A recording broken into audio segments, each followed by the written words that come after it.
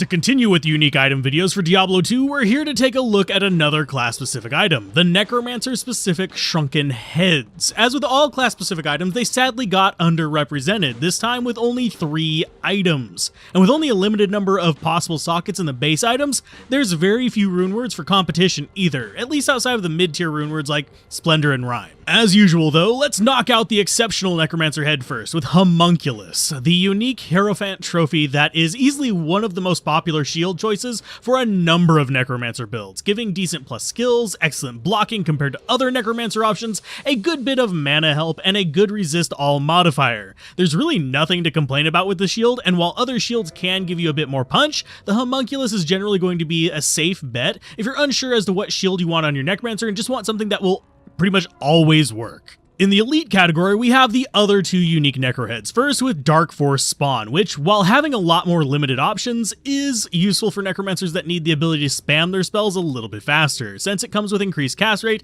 a mana boost, and variable plus skills for each tree. Generally speaking, you're not going to get much value from it unless the Poison Bone tree rolls its max level of 3, and even then, for almost every Necromancer build, there will be an easier to obtain and better shield option than Dark Force. As far as the other elite Necro head, Boneflame, or Boneflame, does have some nice uses, especially due to its ability to get a variable amount of plus all skills, up to 3 in fact, as well as still packing decent resists. And while it gives up blocking for faster run walk, this isn't a major deal breaker for most Necromancers. The only downside is a similar downside to Homunculus, and that is a lack of faster cast, which can make it a little weaker option for a Bonemancer, since they want that casting speed that shields like Spirit can provide. But this makes a stronger option for people like Poison Mancers and Summoners that can do much more with the extra plus skill and usually don't need the mana perks or blocking of Homunculus. Overall, the Necromancer heads are interesting in that they would be absolutely terrible for other classes, but due to the Necromancer's limited reliance on cast rate outside of Bonemancer or some Enigma users,